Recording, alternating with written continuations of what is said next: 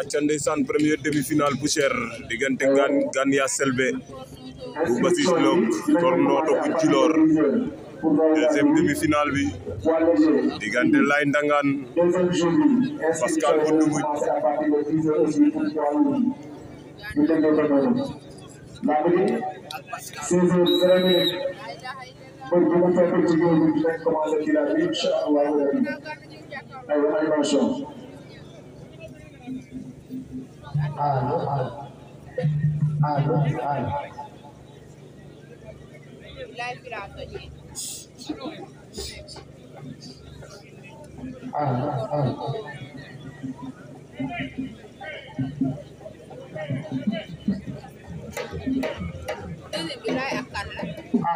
Pascal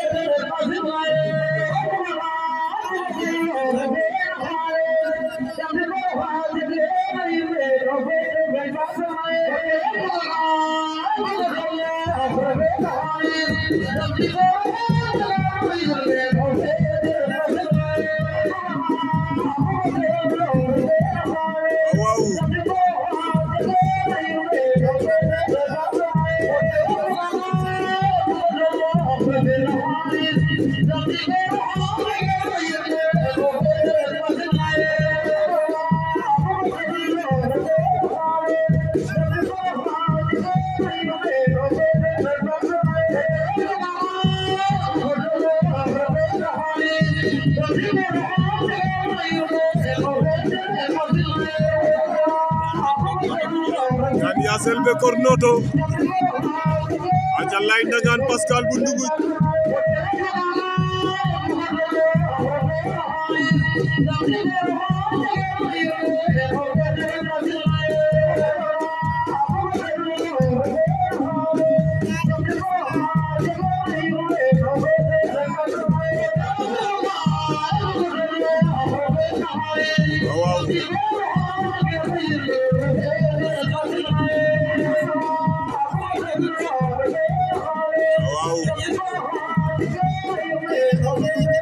Lay Ndangane Pascal